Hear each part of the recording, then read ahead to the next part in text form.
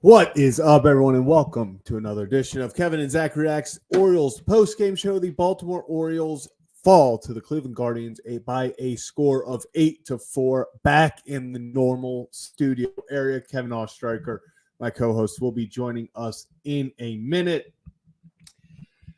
Listen, it was another tough game. And we are 2 games away. If the Orioles get swept here, mustache coming off live on stream. So I guess if you really just hate the mustache, like, this is great for you.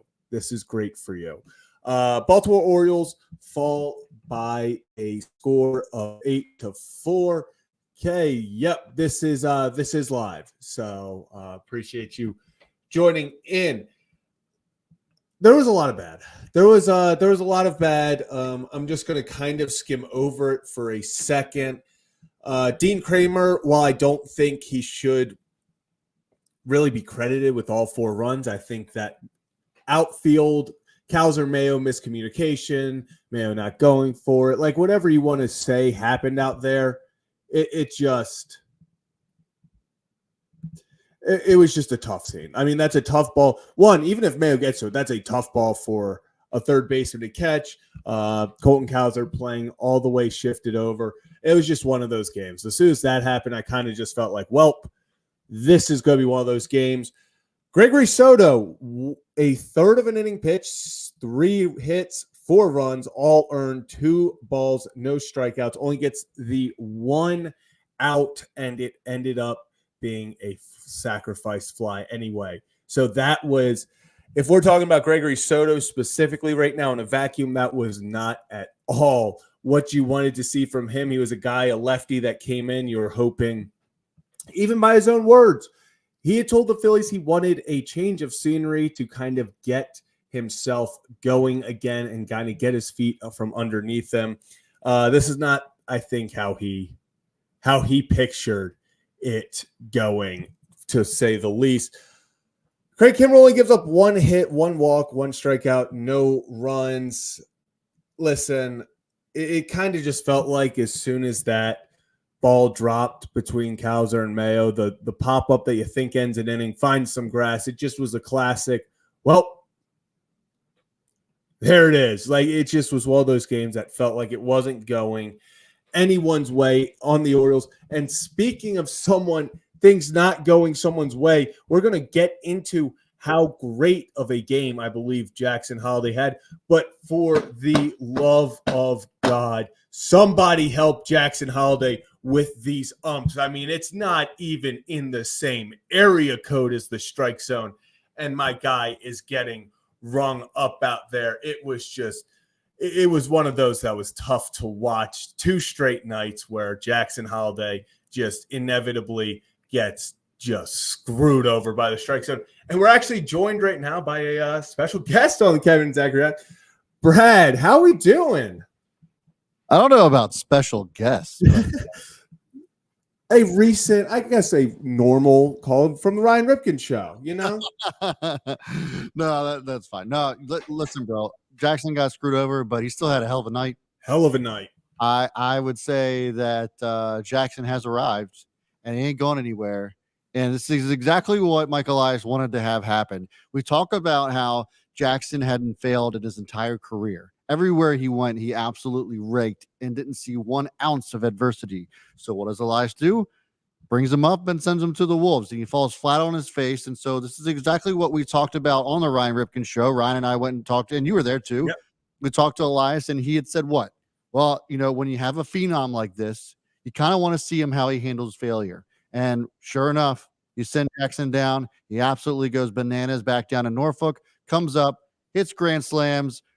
Yeah. Would have had 2 home runs in the same game, but he's got 7 RBIs in the last couple of games. So the kid's looking great. I'm actually really excited about Coby Mayo too. Look, he didn't have a hit, but his patience at the plate tonight was absolutely incredible. He swung on a slider late in the game, but I think he was just trying to get a hit at the end of the day. Yeah.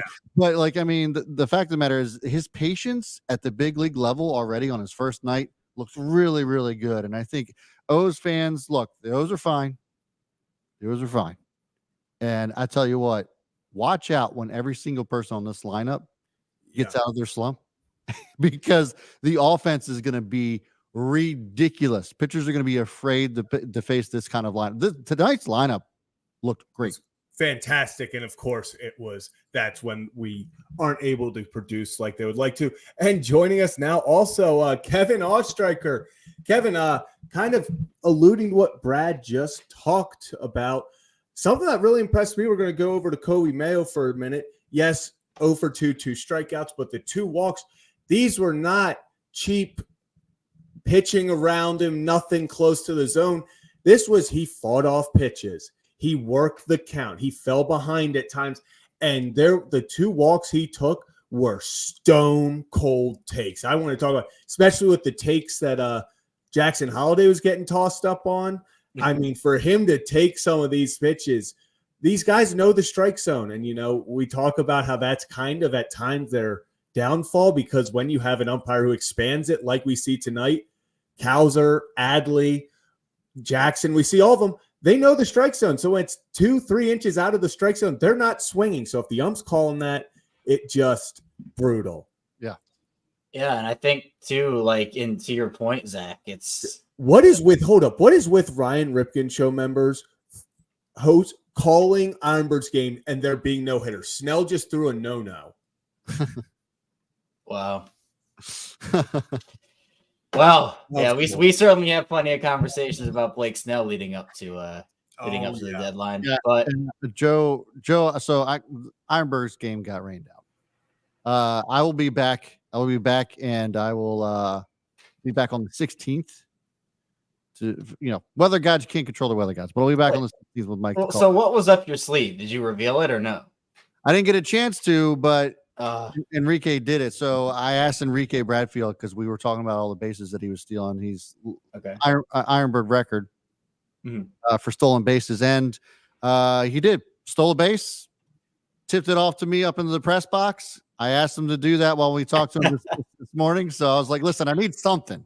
To get back to the boys." So he actually stole 2 bases. So he stole second, stole third, comes around third, looks up at the press box, does one of these things, and I was like, "My man, that's electric. That is so awesome." Yeah. By the way, great interview, and we have a lot more coming with that. So yeah, for sure. Be sure to stay tuned. But getting back to Coby, in MLB debuts, young guys, sometimes you get a little antsy at the plate, and you want to swing at everything that's close because you don't want to get a call strike, or you don't want to have that pitch that you could have hit, but it was just out of the zone. It just gets you.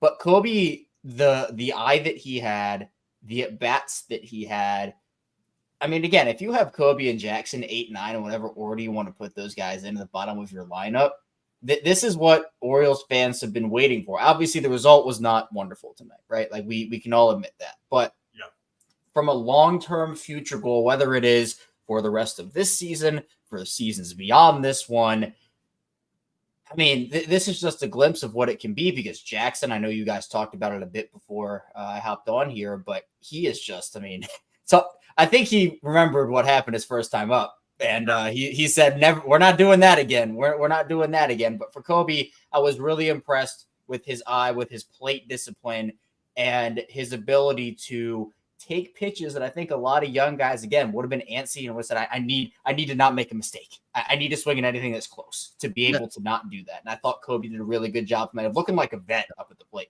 Yeah, you bring up an interesting point as far as Jackson Holliday figuring it out, Kevin, because what did Jackson really have a tough time with his first time up? You guys remember what it was?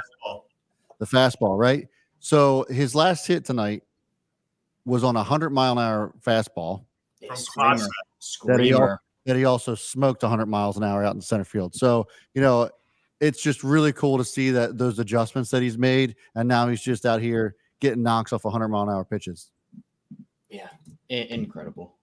Yeah, and that's the biggest thing is we see him catching up to the baseball on the fastballs. He's using the whole field. It just genuinely feels like this was the Jackson Holliday that was quote unquote promised. Coming up here, his first game, here's a grand slam. 2 days later, here's 2 for 3, an RBI and a walk. Like, this is what we wanted to see from him. And I'm even going to say this is what we wanted to see from Coby Mayo. Yeah, obviously 400-foot bombs are cool, but if you're going to get on have an on-base percentage of 500, I'm going to take that any day of the week.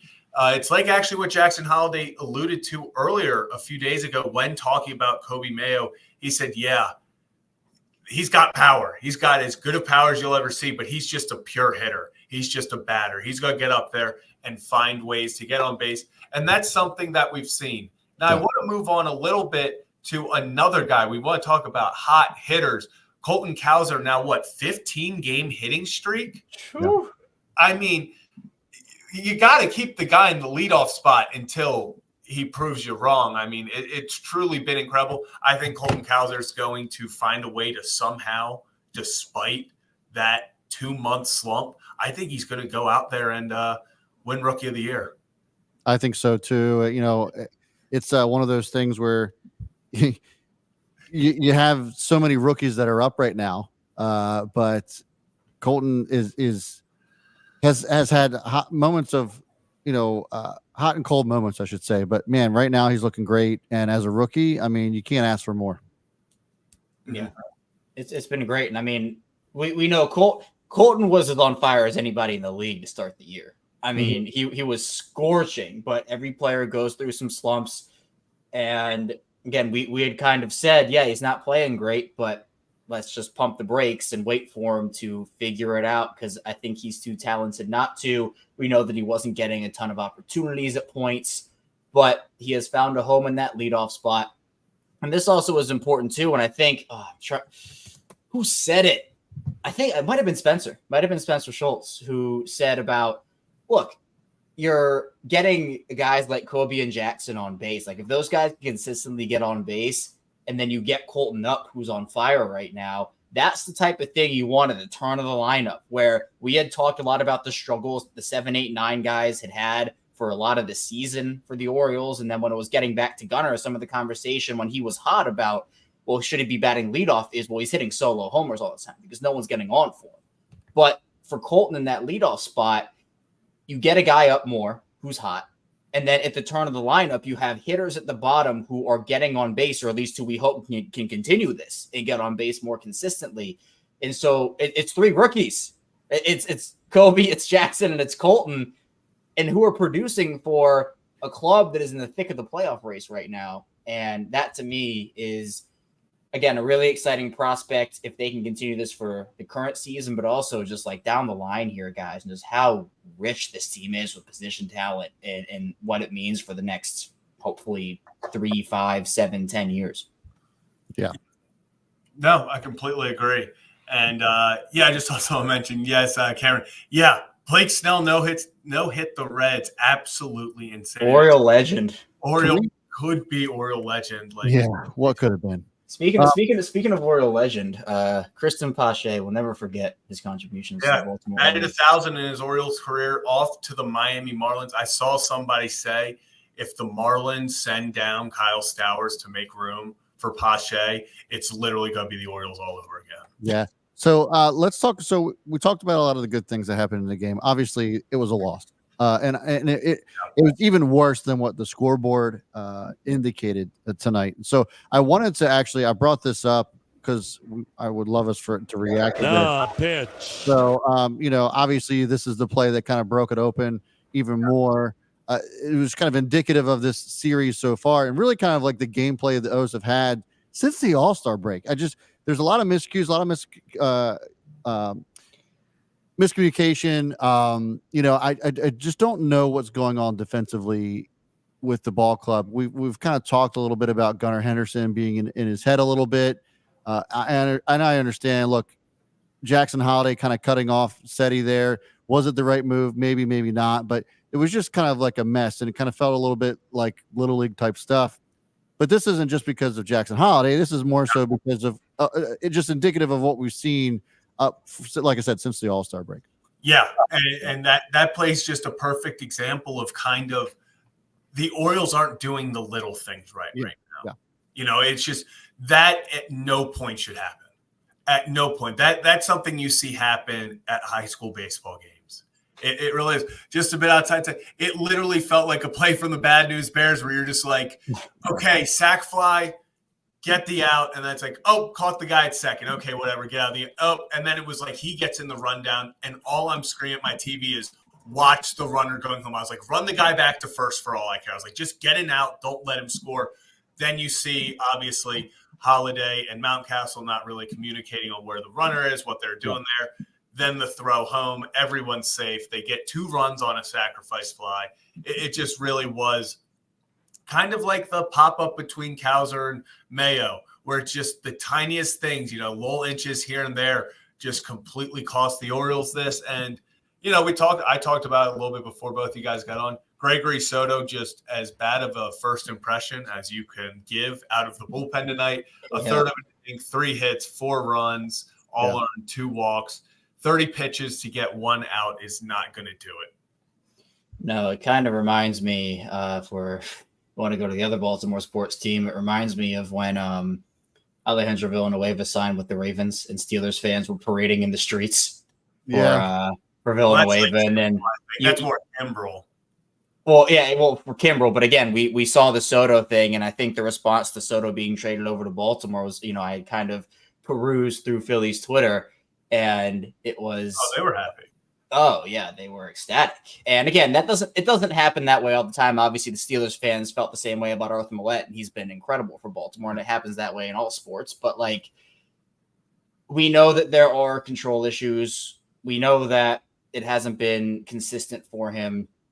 And are the Orioles going to be the team to help him get more consistent? That's the biggest question here, because the talent is there. The pitchers are there. He has the stuff. But can he be consistent with it? That, to me, is the question. And obviously, look, a bunch of pitchers are struggling in their debuts after getting traded. We just saw Eric Fetty get shelled in his Cardinals debut. But it's normal.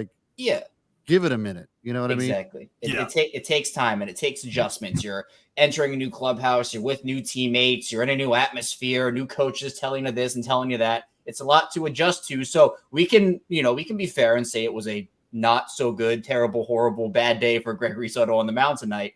But just like we talked about with Trevor Rogers last night, I want to give it a couple more appearances before we start going scorched earth here. That's not fair to him to do that right now. Yeah, and let's not forget, folks. I mean, I see a lot of the sky is falling type fans out here. We can't be striking out 13 times. That one kind of stuck out to me a lot. And let's look, do some research. That's all I'm asking you to do. Just do a simple Google search on how Cleveland's bullpen is doing. Yeah. Guess where they're ranked, fellas. Yeah. And I know you know this, but just game was over. Game was over. Cleveland's bullpen is the best bullpen in the entire league, not just the American League, the entire league, with a 2.47 ERA. That's the bullpen, not just one guy. The entire bullpen is a 2.47 ERA. So even if you somehow get past their starter and get a couple runs there, good luck after that, because they're just and that's why they're in first place in the American League. So I don't want folks to get so crazy over these past few games. Yes, there were not even the American League. They're the best team in all of baseball. They are 1.5 game lead above the Phillies as well. Based how everybody else is playing in the MLB right now, I don't even think it's that close. Right. So Cleveland is a good damn team, and they put together some runs. They capitalized on some errors, but guys, you can't get upset about the bats. Look, Jackson Holliday got 2 hits off of one of the best pitching teams in the league. So I don't think that I'd be too upset about this as far as the bats are concerned. Putting up 4 runs against the Guardians in their own on their own turf is actually kind of impressive, if believe it or not. Yeah, and I mean, obviously, I think because of opportunities, you felt that they needed more. In the second inning, you have bases loaded. Obviously, after 2 great at-bats from Mayo and Holliday, Cowser strikes out. The opportunities were there, and against a guy like Carrasco, that's where you want to be scoring your runs. As soon as they only got 1 run against Carrasco, it was over. It was done. It didn't matter. The Cleveland Guardians, once they get to their bullpen, the fact the Orioles scored 3 runs in the 7th is crazy.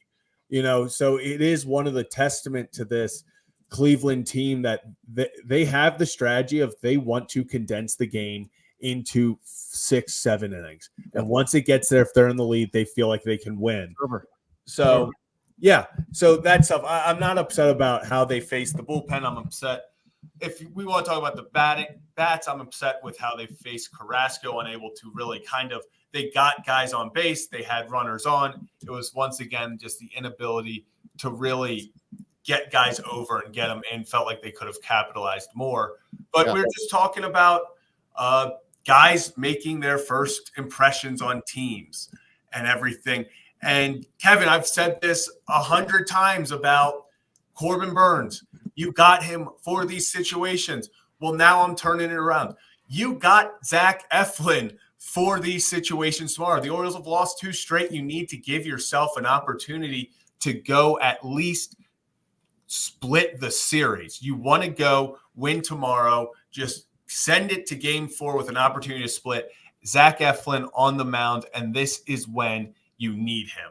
Now, obviously, the guy that the Guardians are tossing, Joey Cantillo, has a 8.1 ERA. He's only pitched in 3 1/3 innings this year. I think it was 1 start. But this is a game that on paper the Orioles need to go look. You need to go win, Yeah. Well, so I understand that too. I just wanted to highlight this too before I got this, before it appeared in the comments. But yes, Dean Kramer is honestly becoming a stud, and people don't even realize it because of his last couple outings have just been really bad luck for Kramer. Hasn't been an indictment on how well he's been pitching, but he's going to be the number 3 guy in the playoffs. I think it's between him and Eflin for sure. I think, and Kramer, I mean, you realistically gave up 2 runs tonight, if that ball's caught. So it's a completely different outlook on this game if it's a 2 instead of a 4 there. So I agree.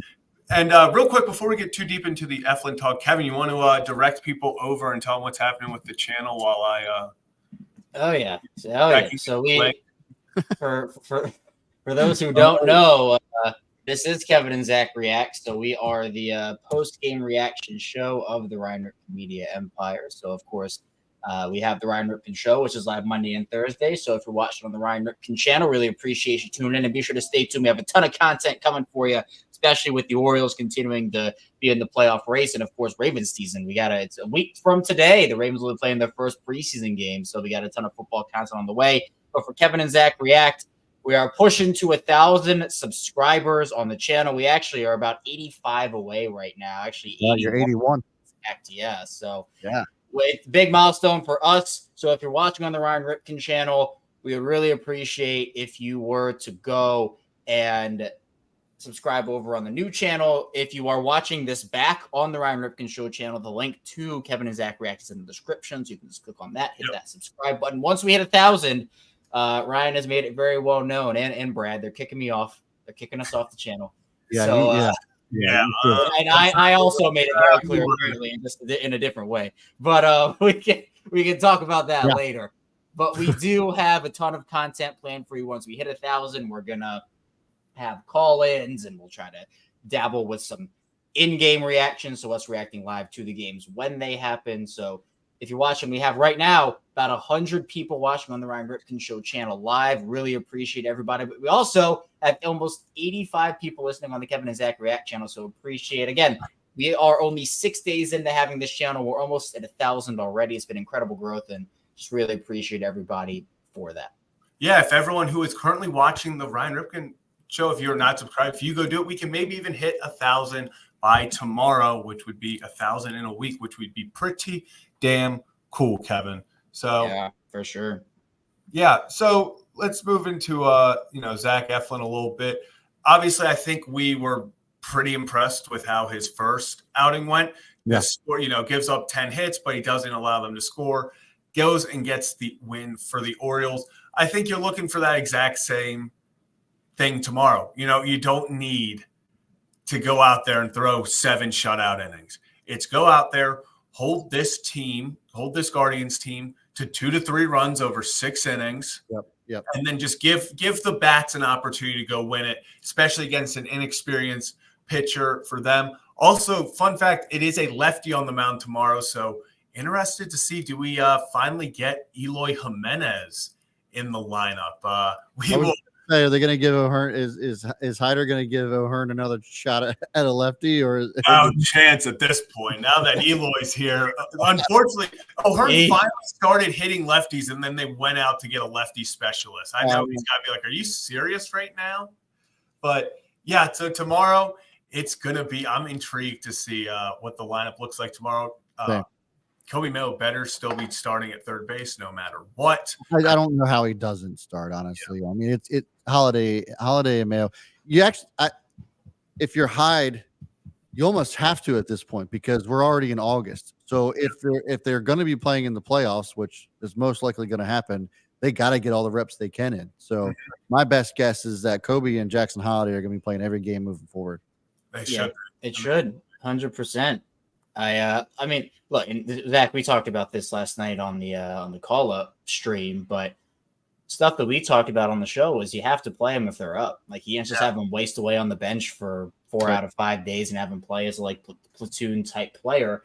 And this infield just looks so drastically different than it did 2 weeks ago. I know. I mean, like Mateo is now on the shelf and Westberg's on the shelf. And again, you have the depth in the minor leagues to be able to not have that be the biggest blow in the world. You can still have talented guys up, but it is just kind of crazy to look back and be like, man, it feels like forever since Mateo's last played. We have to get used to life without Westberg now, unfortunately, for the Orioles. And now you have, if you're Mayo and Holliday, a prime opportunity to kind of take these spots.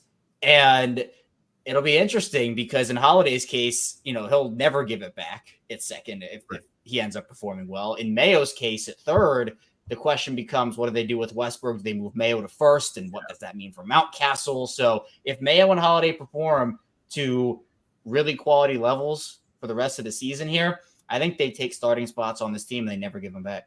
Yeah. And real fast, I will bring up, talk about the talent that is now up on the Orioles.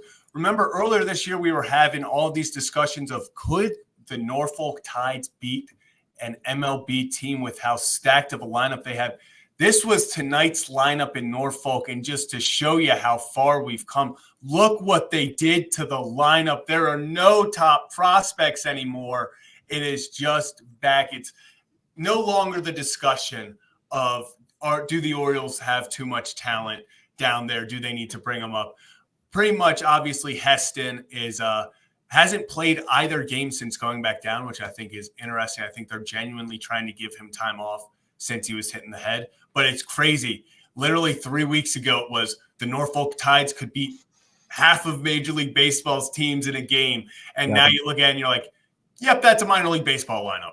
Hey, man, I'll tell you what. After watching 3.5 innings of the game today in high A Aberdeen, there's some solid pitchers. I mean, Kevin, you were there for the no-hitter. Yeah. Solid. They called up another guy, and his name escaped me. But this kid had some good stuff. I mean, just mowing him down, and he just came from low A to high A today. Today was his debut for the Ironbirds, and he just looked unhittable. So, yes, no top prospects right now, but watch out because you got Basayo, obviously, that's down there in Bowie, and then there's some good solid pitching coming out of the high A side as well. So Norfolk is going to be without top prospects, but it won't be for long. Yeah, I was there. It was Zach Fruit who started at least for the no-hitter day. So he's been on a tear, and I actually saw Horvath play in that game. So now obviously he's in Tampa, but the starting pitcher today for the Ironbirds, unfortunately, first pitch is a triple, shuts everybody else down though. Gets out. All right, okay, yeah. As he's walking back to the dugout, he pukes all over the first base coach box. No. And then he's out for the rest of the game. So then, like the bullpen's pitching the whole game. But I'm telling you, so I got to see like 4 different pitchers, and they were all great. They were all great. That is actually literally we just had that one. I think he was like at a showcase in high school or college a few days ago of the pitcher just projectile vomiting mid-pitch. Yeah, And like Yep. Mark Malone. just Yeah, the craziest thing was. is he threw a strike. Like that's the most impressive part of all of it. Like he still I found. mean, if you're in that batter's box, are you swinging at that pitch? You're No. thinking, what the hell is going on right now? You're bailing. You have to bail on that. No, Also, it wasn't Josenberger. It was he was Mexican kid. He actually a cool story. The pitcher I'm speaking of, like I said, his debut was today. Spent his whole childhood in Mexico, then came to the States for high school, then got into college somewhere up in the Northeast now or Northwest, and then got drafted by the O's. And now is I mean, I'm telling you this. I'll text Mike because he'll know who he is. But like, I mean, kid's nasty. and I'm seeing a few comments. Yes, the Blue Jays are currently winning 8-5 against the Yankees. There we go. If the Blue Jays win this game and the Orioles are still somehow find themselves tied in first place, like it's almost comical. Like how poorly can the Orioles play and stay in first place? Like, and then both us and the Yankees will probably go on like 3-game winning streaks, and then we'll both lose 2 straight, then we'll both win 4 straight, then lose 3 straight. Like, I think we just are seeing which fan base we can stress out the most before the playoffs. Yeah. Rick, I will be back the 16th to call the next game. So hit me up. Yeah. But to your point, like this is why we say the O's are fine, because it's not just the O's that are struggling. This is just the dog days of summer, and this is how this goes. I also wanted to give perspective here because somebody was saying about how the Orioles do nothing but strike out. Do you guys want to take a guess as to where the Orioles rank in the entire league in strikeouts? I don't think it's that high. No, I think are we upper middle of the pack? 19th. Yeah, I think they're middle. Orioles ranked 19th in strikeouts. They're first in home runs, as we'd all know, but they're 6 ahead of the second place Yankees, and then they're 24 home runs ahead of the Los Angeles Dodgers, who are third in home runs in the league. Yeah. That's how good this ball club is at offense. And that just goes to show you, though, that no matter how good you are at offense, there are times where you're just not going to hit. And when you're going up against the best bullpen in the league, I mean, that's just what's going to happen. So, yes, strikeouts were high today, but 19th in the league in strikeouts. I mean, talk about prisoners of the moment. So and we want to talk about people having it rough. The White Sox have lost 18 straight games, people. That's wild. That's wild, bro. And not only that, now news has come out that the White Sox actually got their best offer for Eric Fetty. As we know, they got a historically just bad return on him. They had a top prospect offered to them by the Royals, but they said they didn't want to trade Fetty in division. I do not get like do they plan on competing next year? Because that's the only time Fetty would face them. I've always had that opinion about trading teams in division. Like, unless it is like a top star that you know is going to be a top star for the next 10, 15 seasons. So you're saying it doesn't matter? To me, it doesn't matter, because if like for the Orioles, if the Yankees are offering you like this generational prospect for a really good player, trade with the Yankees. I don't care. Get the prospect, help your team. Like that to me, again, if you're talking about trading Gunnar there for a haul, don't do that. Like, don't do that. But like, if we're talking about like, I don't know, who's a good example of this? CNO Perez. Yeah. Trade CNO Perez to the Yankees and they offer you like a top 7 prospect and no other team's offering anything close. Trade him to the Yankees. I don't care. Help your team out. Don't do a disservice to your own team just to stick it to a division rival. That doesn't help you. It honestly sets you back. And Fetty's only under contract through next year. So it's not like this is a guy that was going to be playing for the Royals in their competing, window. Exactly. It's to that point where I feel for Chicago. I really do. Well, at least they have they're fans anyway. Yeah, well, I feel bad for the fans. I don't feel bad for the owner. I think they're doing a horrific job, but and for the fighting Gavin Sheets. Yeah, for Gavin Sheets. Yeah, and blue and gold, this is true. This is why the Rays outscored. They do not care. Like Isaac Paredes, their prize possession, they were in a bidding war with the Dodgers and Yankees before the Cubs came out of nowhere. If the Yankees were going to give them the best offer for Paredes, they were going to give him to him. Like the Rays rebuild fast because they're like, we just do what we do. We're going to get the best offer no matter what. Yeah, and Eflin now is an Oriole. Yeah, exactly. Yeah. And now they have 3 guys that a lot of people were like, ooh, that's tough to lose those 3. Even Mike Elias said he knows one. He said he would do that deal every single time. But at the end of the day, when you see the talent we gave up, the Rays are going to at least make one of them haunt you. Yeah. So.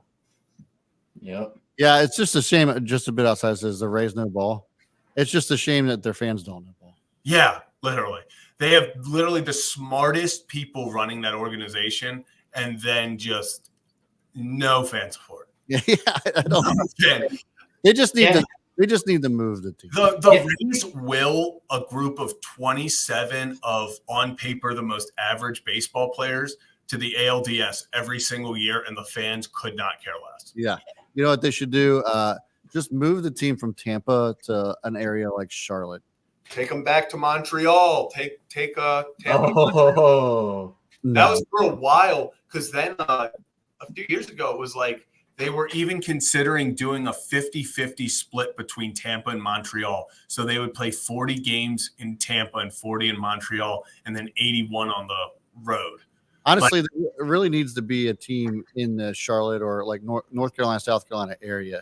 Only because there is no team. I mean, I've said this for years. There's no team between DC and Atlanta. Not one. And you got Charlotte, you got Charleston. There's plenty. Raleigh, even you want to throw a team in Raleigh, that would be fine. People love their baseball down south, and it's just crazy. If they're going to move a team, they're going to have an expansion team. There's got to be one in Charlotte. Yeah, without a doubt. I agree. Yeah. Did you guys touch on before I got on the strike zone? I just said it was just Tom. It's just more tomfoolery. He said that, and I said even be against all odds, he still got 2 knocks. So yeah. Are we surprised Hyde didn't get tossed for going out there? Yeah, like I'm like, well, am I surprised he didn't get tossed? No. I would have liked to see it. I don't even know. I know a lot of people are on the whole like Hyde needs to get tossed. I think Hyde should definitely be making mentions of it. But at the end of the day, there's no real like get tossed like that thing. Like I think when our players were getting. Listen, if that was Buck Showalter, that's different. Buck would have been gone, man. Yeah, say what you want about Buck. Buck Showalter would have been out of here the second Jackson Holliday got rung up. Yeah. And yesterday too. Yeah. Buck wouldn't have even packed his stuff. He would have just walked right down knowing that he wasn't coming back. Right. It's so funny. Yeah. I was like, see that breakdown. What was it? It was Padres skipper that went out to the umpire. John Boy covered it. Went out to the umpire, was like, I need you to throw me. Oh, yes. You know what you got to do, right? Like at least just do that, right? Oh my god. Well, then it's like the who was it? I think it was Alex Cora this year, where he blatantly says to the ump says, "Do you want to get tossed for this?" And Cora goes, "Nah, I don't want to get tossed for this." And the ump tosses him, and Cora goes, "What are you doing?" He goes, "You said you wanted to get tossed." He said, "I don't want to get tossed. Why would I want to get tossed?" And he just kept going, "I thought you said." He goes, "Why? Why would I want to get tossed for that?" Like, that's what I think is hilarious. It's like, if we actually had like the mic'd ups of these umps, we think that they're at each other and like cursing out each other's families. When in the reality, the umps are like, "Are you ready? Are you done?" And they're like, "Let me say more things." And then it's like, "Okay, you're getting tossed." It's like, "Toss me." And then they toss it like, "Okay, I'll see you later." And then they if the optics didn't look bad for them to shake hands, they might shake hands. Yeah, like they just, it's all part of it. It's just like, Oh yeah, Earl Weaver would have that. Now Earl Weaver, he would have He'd have been kicking dirt and slamming his hat. And Yeah. Earl Weaver would have collected all 3 bases and taken them out of the game. He would have made sure. Yeah, this is pretty much exactly how every argument between umps and managers. It's just fuck you seeing him, I'll see you tomorrow. Hey, this is a good question. Sam asks, should the O's resign O'Hearn or Santander? So, I'll say this. It would be nice. A team option. I would be nice if they had both. But I think one, if I had to choose one, it would have to be Santander. Guy's on his way to hitting 40 jacks this year. Probably will get close to 50 if he keeps this pace up. So if there's room in the brand new budget that we're going to have, I would say that yes, Santander has to be in the lineup at least as DH, and then you got your other guys that we have now. That we can toss in the outfield in place of Santander. Santander, don't get me wrong, has great defense, great defensive game too. But man, we can't live without that bat. Yeah, it really. This is a tough one. I think at the end of the day, Santander is going to be the one that leaves. I think they pick up O'Hearn's $7.5 million option just because right now the way Tony's playing, he's going to get $25 million from someone. Yeah, but I mean, who's to say those can't afford that now? Oh, no, I'm saying I understand that, but I just think at the end of the day, the Orioles are going to put that money prioritize pitching. You know, that I think, and Kevin, you have talked about, I think they're going to put all their money at first towards, okay, we want to re-sign Corbin Burns. Yep. And then if Tony's still on the market, because remember, with baseball, Tony could be on the market till January, February. These guys, I think the money starts off going towards pitching, especially with guys like Cowser, like Kjerstad, kind of waiting in the reins. It makes it easier to kind of take Santander and just kind of let him walk with a qualifying offer so that you get something out of it, get a pick out of it. But, I don't know. I hear what you're saying. I would say the rebuttal to that would be that, I mean, like I said, he's on his way to 50 dingers. One of the huge reasons that the O's are leading the league in home runs is because of Tony Taters. I would be surprised if they didn't make some sort of attempt to keep him. I think they'll attempt to. I'm just going to be intrigued to see where their focus lies. I think that number one is got to be re-signing Corbin Burns. I think sure. I think that's where it goes, and I think it becomes easier as those discussions go on. If Tony's in, talks with other teams, and it gets up to $30 million, it's between getting Tony back or getting another pitcher.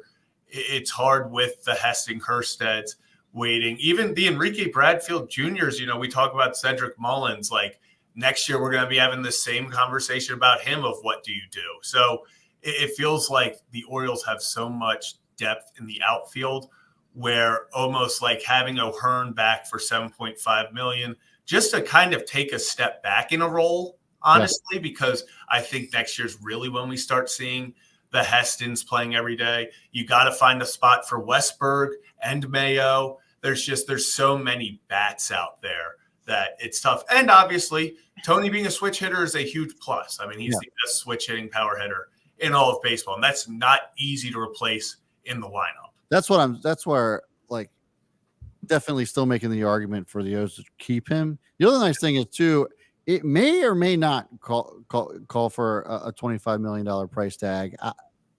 He's 29 years old.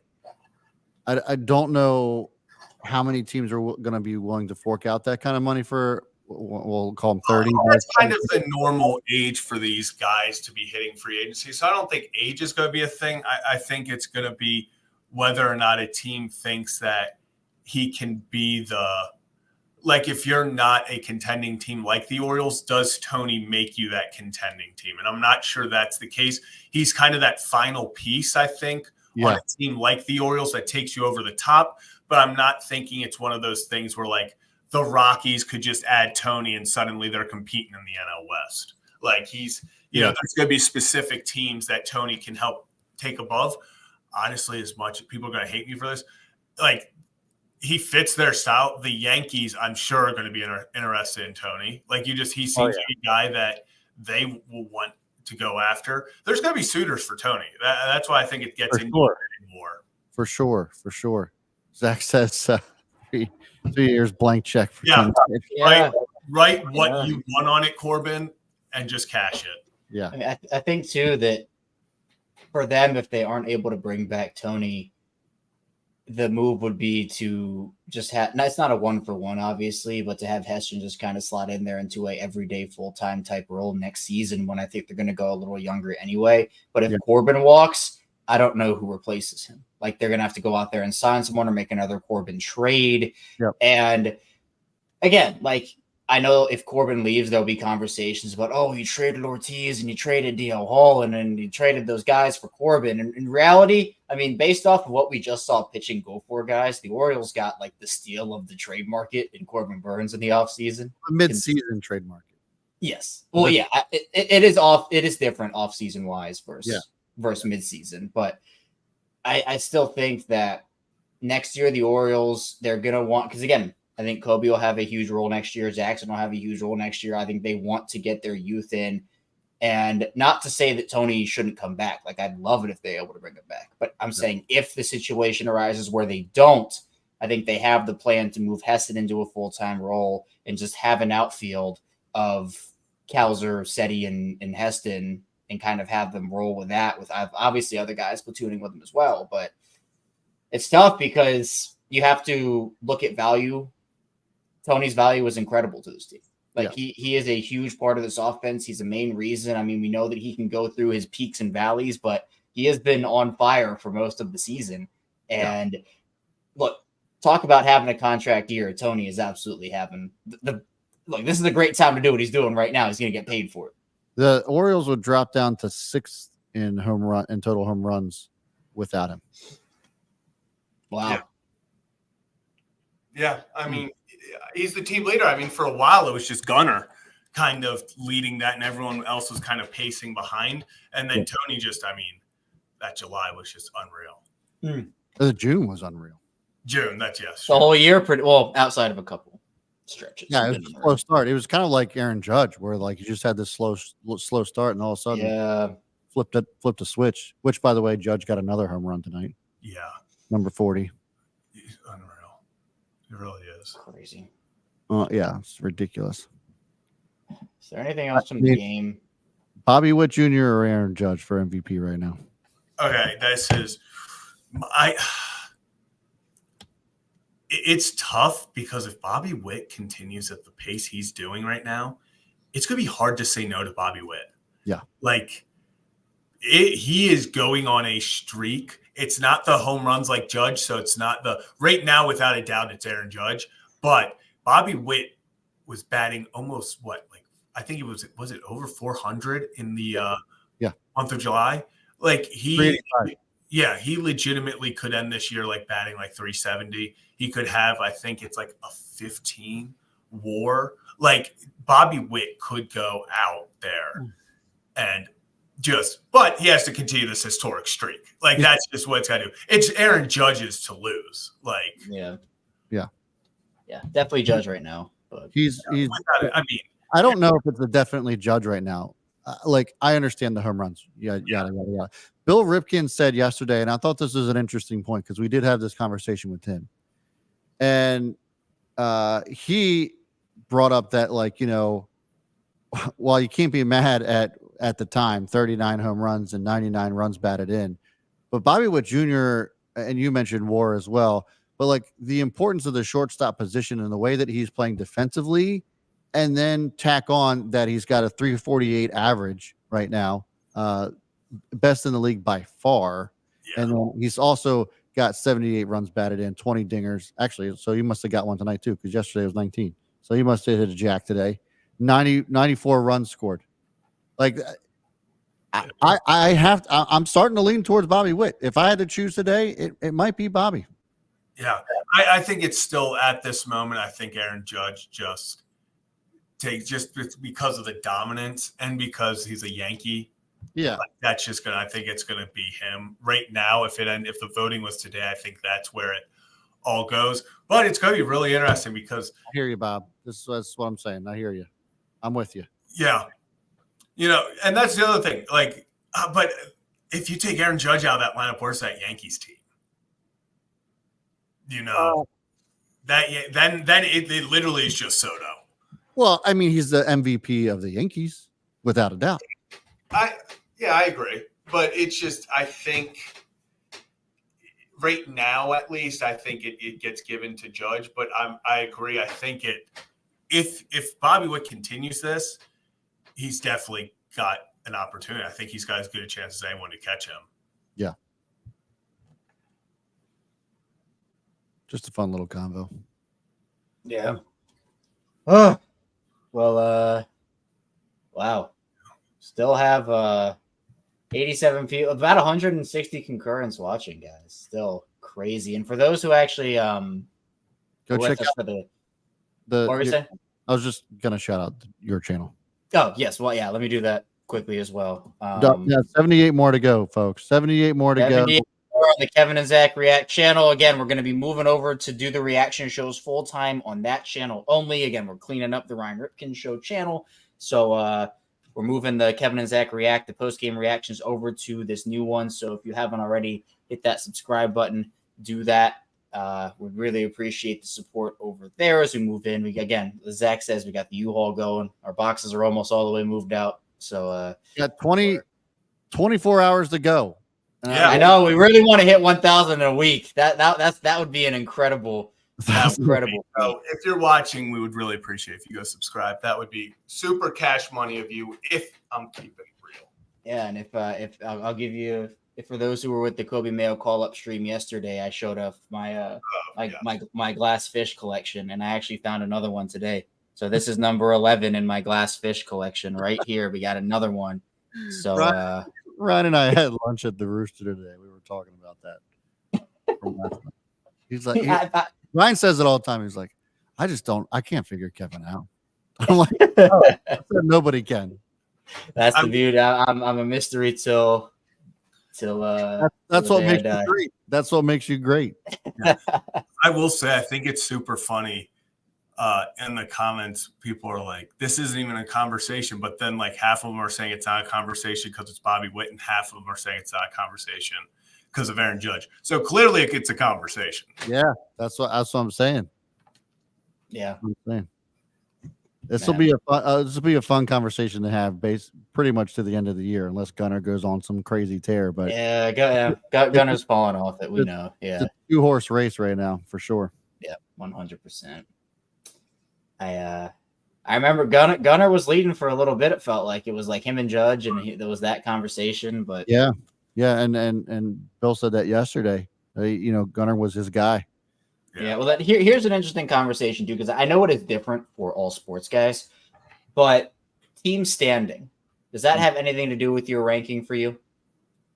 Not really in baseball. Yeah. Like you have to be in the playoffs.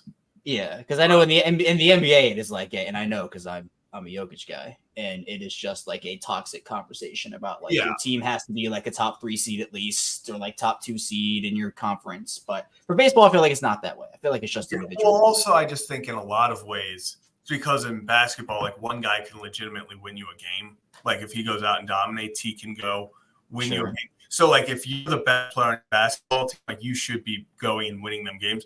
Gunnar can go 4 for 4, 4 home runs, and the pitching staff gives up 15 and we lose. Like, in baseball, it's so much over. I think it's all about – it's why wins above replacement has become such a big stat, because it's literally how many wins are you responsible for technically above what the average player would be. Yeah. I think that's why it's become so massive in the kind of argumentative context for these MVP conversations, because it's like – we finally have a little bit of a stat in baseball that you can look at and say, no, this is how good he is and how much he helps the team win. Yeah, it's a good point. Good point. Yeah, good job. I'm proud of you. All right. Do we have anything else? Anything else we want to talk about, or is that about it? I think that's it. I think that's more subs rolling through. You're at 927. 927. Oh, let's go. Hey, all of you who are subscribing, what would I was about to do horrible math. I almost said 83 more. That is 73. You guys There should you go. tag everybody in Discord as well, just to make sure. Yeah, and for those who are, again, because we know people do watch these back after the fact. So if you are, the link is in the description in the bio, or in just the description in general. So you can go hit that link on the Ryan Ripken Show channel, and be sure to also, if you're new here, subscribe to the Ryan Ripken Show channel. We go live Mondays and Thursdays.